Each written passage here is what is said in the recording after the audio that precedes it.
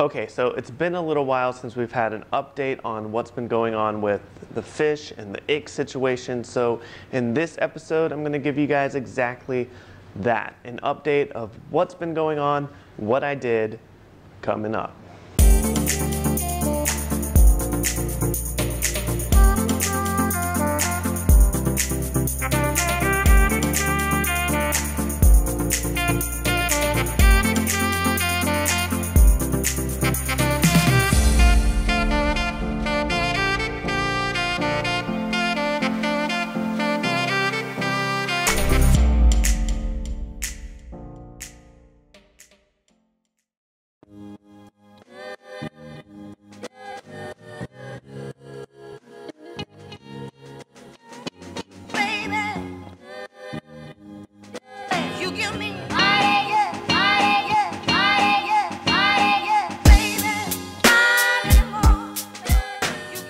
Welcome back to the Coral Reef Talk. If you're new to the channel, please consider hitting that subscribe button, and while you're there, check the bell icon to be notified every single time I make a new video.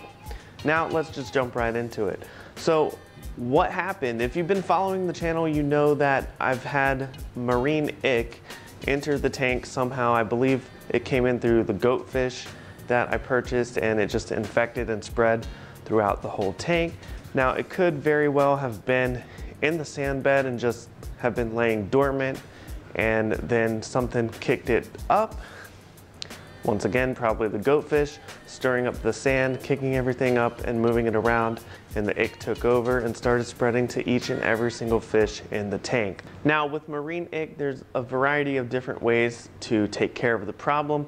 The main way of getting rid of it is, of course, catching all of your fish, putting them in a hospital tank or a quarantine tank, and then treating them with different types of medication, and that is going to be the end-all be-all solution to treating marine ick.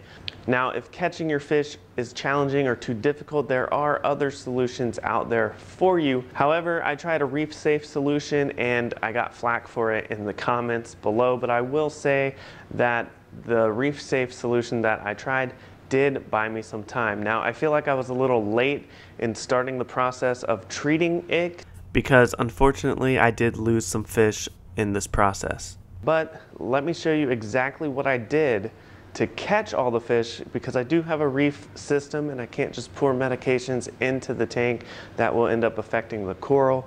So I had to get my hands dirty, had to get in there, and this is what happened. So I picked up a 10-gallon aquarium from, I believe it was Petco. They were $1 per gallon, so it was a 10 for 10 there. I picked up a hang on the back filter as well, and my idea was that if I put a net in the middle of the tank, I could divide it up and separate the fish to either side. Now my first target was the yellow tang, and Larry the yellow tang did not want to be caught. I mean, he evaded me at every turn. And you see him just shredded through the tank, making me knock over the monopore. I was not happy about that.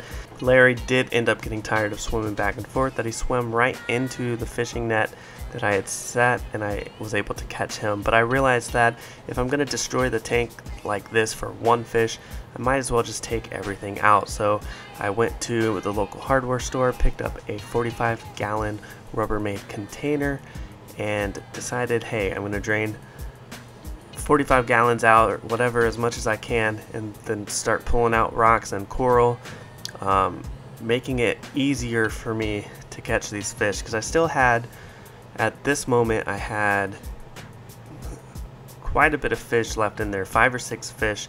I had to get the sailfin tang, I had to get the 6-line wrasse, the filefish, the 2 clownfish, and the hawkfish. Now, going through all of that, that was a lot of work. I wouldn't wish this upon anyone, but it was my last resort if I wanted to save these fish.